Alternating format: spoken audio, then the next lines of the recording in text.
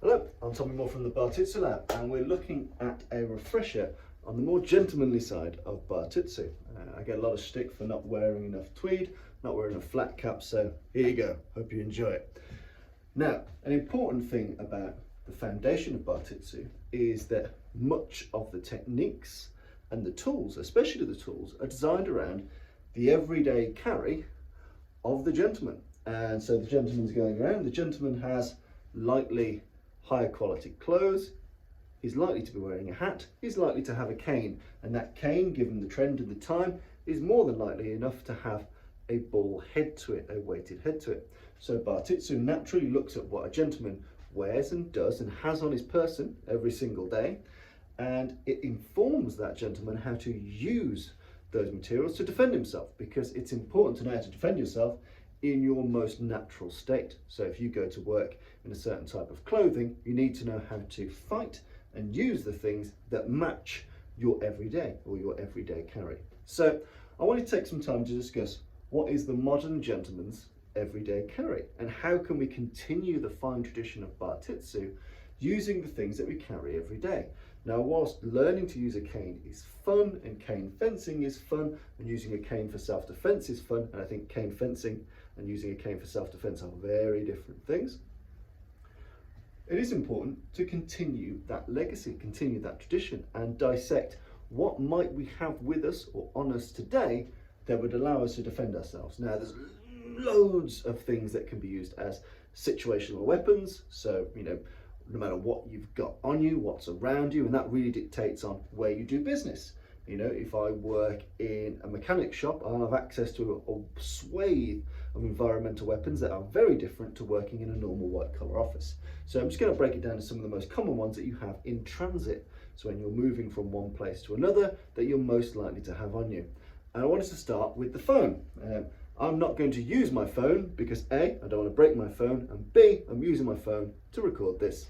But this is my phone case, and this will act as my proxy phone for this demonstration. Phones are pretty hard. They're pretty tough on the outside. They can take a beating. Now, while the screens crack, phones can take solid impacts, and they can cause quite significant trauma when you use them appropriately. Now, you could spend an entire video talking about pre-fight awareness and fighting cues and how to distract and how to use artifice. But let's assume that you know those things, and if you don't, by all means go to my YouTube channel and the YouTube channel of many others and explore the art of using things like the fence and how to draw concealed weapons or concealed incidental weapons. But let us assume that it's already out, just for the purpose of this video. One of the easiest things you can defend yourself with, and very ubiquitous and something that's on you at all times, is your phone. Okay, now there are two main techniques for using the phone for self-defense.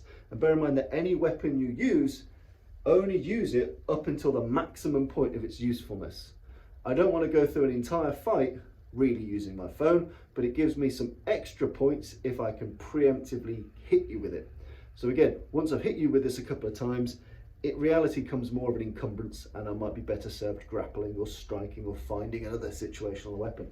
So again, many weapons of opportunity are really about the first strike, the preemptive strike or the preemptive strikes. So with our phone, some of the easiest ways we can use it. Most of us carry our phones like this, and if you're a bit of a phone zombie, you'll look down and you'll walk down the street, and we're all guilty of it. We do it all the time. So often we have our phone already out, or if we're being mugged, we pull our phone out like this. This is the natural position for us to hold our phone. Okay, so that's why I like it. It's the first natural position. Now, one of the easiest things you can do in the phone's natural position is make sure you get a decent grip on the phone. For one, you want to sandwich it between your thumb and your fingers, get a solid grip, and almost curl your wrist around the bottom end so you'll be able to strike with it. So from here, make sure you've got a decent grasp of it. And in reality, we're looking for strikes that sharply come up into the throat and under the nose. I like the throat. I think the throat's the best possible weapon for this strike, but under the nose causes lots of pain and discomfort. Bear in mind that into the throat can, if you crush the trachea, have deadly consequences. So choose your attack and your weapons very, very carefully to match the situation. Under the nose causes less damage, but causes lots of pain. And pain offers time, and time for you to escape, continue attacking, find a superior weapon. Time is money, time is value. But in this instance, get used to your everyday carry. Your everyday carry in this instance being your phone. Get used to being able to grip it solidly. So from a loose, comfortable grip, first drill is turn a loose, comfortable grip into something more substantial. You pinch it between your thumb and your forefinger. You secure it by making the padding of your hand reinforce it from the back. There's no point, if it hits a surface, it coming out my hand. So I need to make sure I've got it in a pretty robust way. So I've got a solid pinch grip and I've got it tucked into my palm. So from passive phone to some state of activity, some state of readiness. Okay, the next thing, making sure you know your angles. So if I'm going to hit someone in the throat, I'm a tall guy, sometimes I might need to bend the knee a little bit, and I might need to blend that into a natural characteristic. Like, okay, I'll just get my phone. Oh, I'm so sorry. I need to bend my knee a little bit to get myself ready for fuck off. I need to be able to drive that into the throat. Multiple strikes, not one strike, multiple strikes into the throat. People have pretty good flinch reactions. They tend to lean back. So keep on it. Don't just go for one, multiples.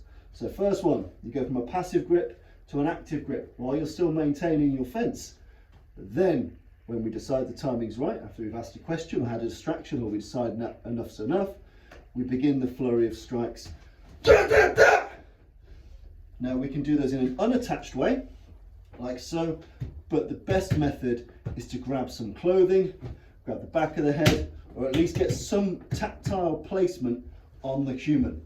And we're driving our body weight in. We're not just punching passively.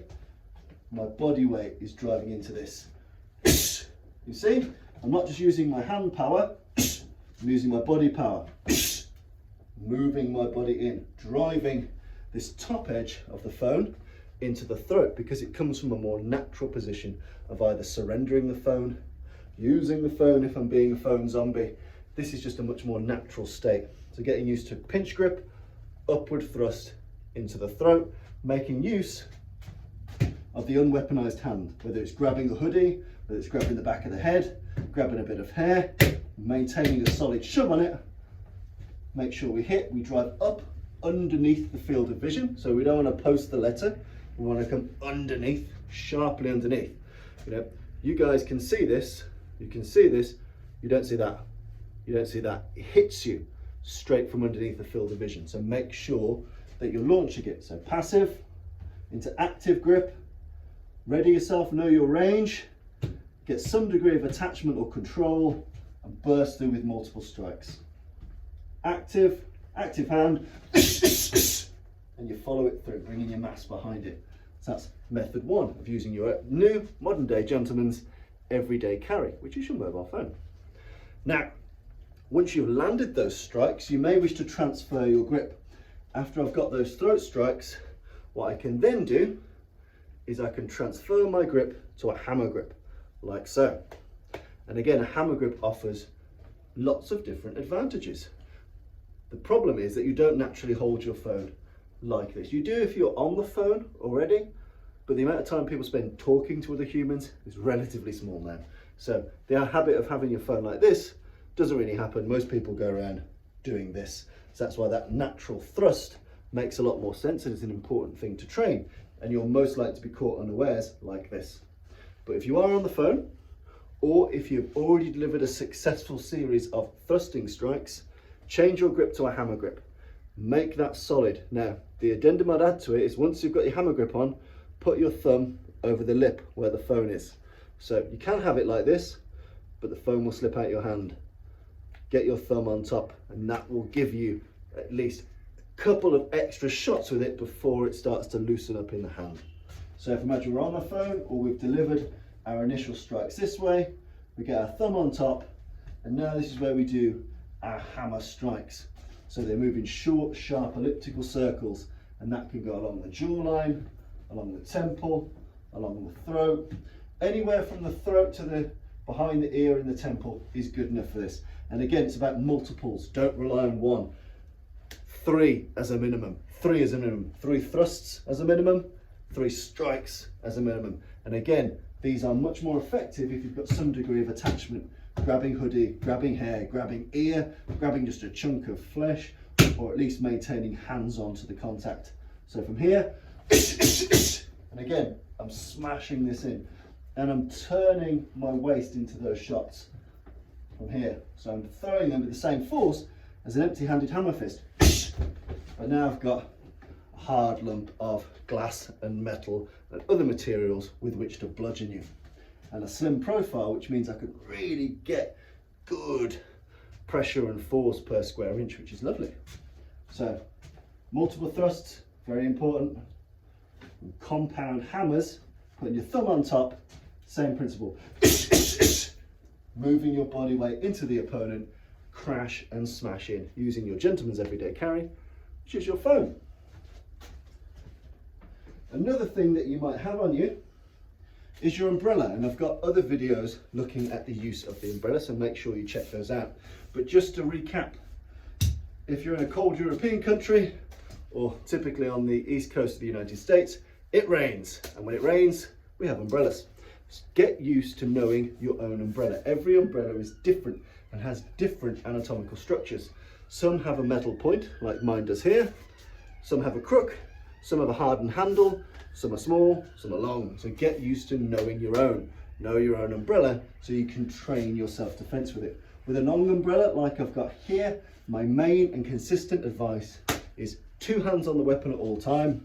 So be able to have 2 hands on the weapon, be able to thrust upwards and outwards. Those are the 2 simple techniques that you need. Being able to do compound thrusts up, driving your body, not just your hands, your body into it, and thrusts in. So these kind of thrusts go towards the eyes or the throat.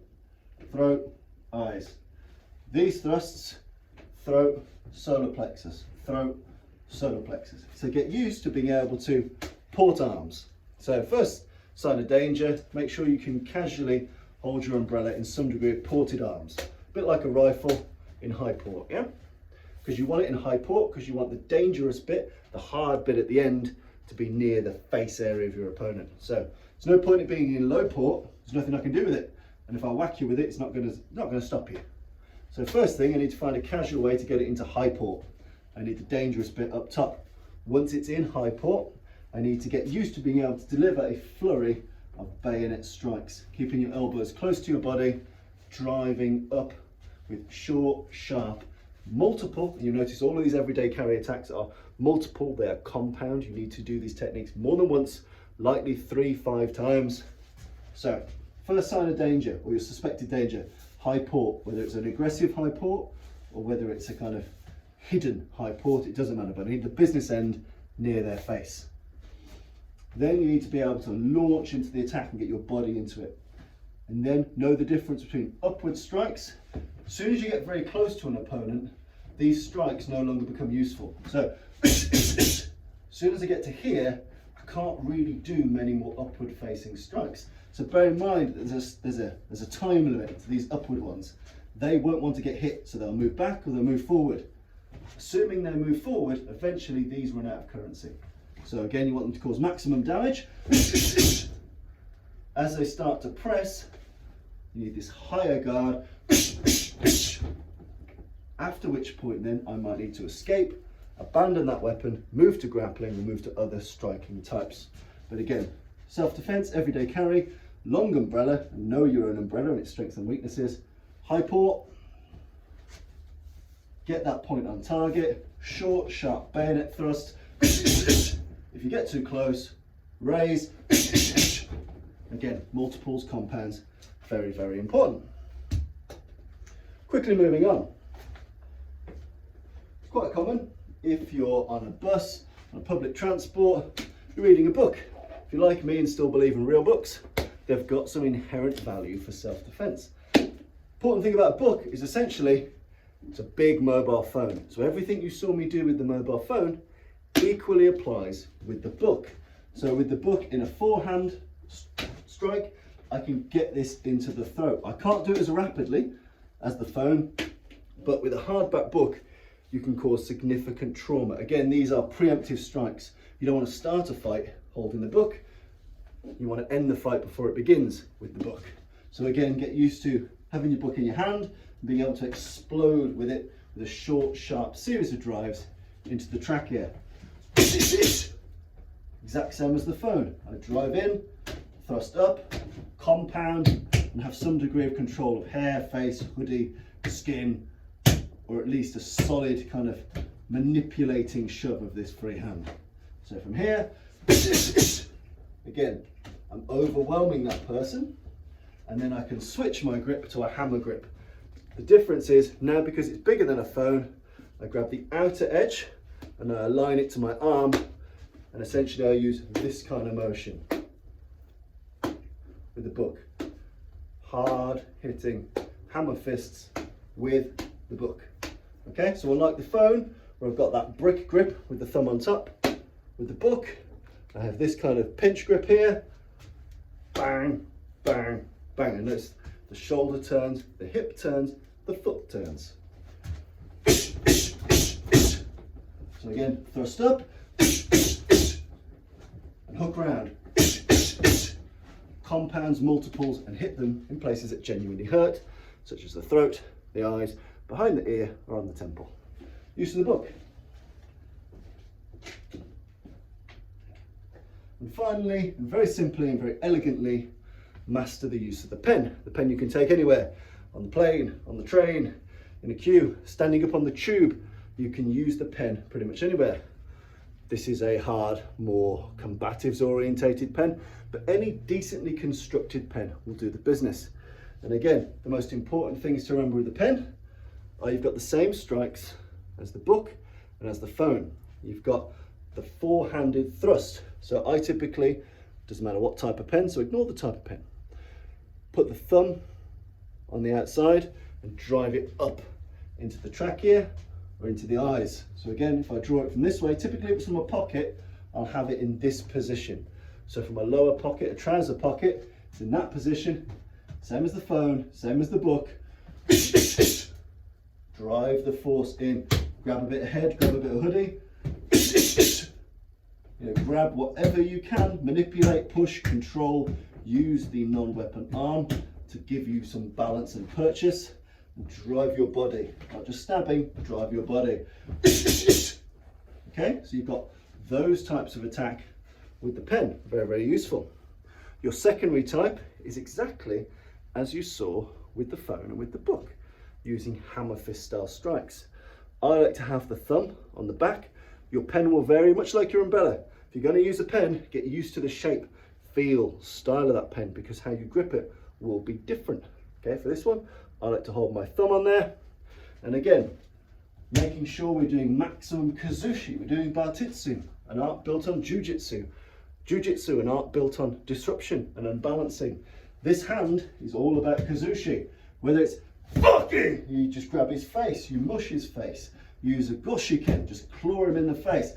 Fuck off! And you smash him here. Or whether I'm pushing him. So pushing him backwards, get back! Or whether I'm grabbing his hoodie and smashing him. It doesn't really matter. The principles are the same. So the anomaly is the use of the umbrella, the ported arms, the bayonet strikes in two varieties. The phone, the book and the pen essentially operate on two combative principles.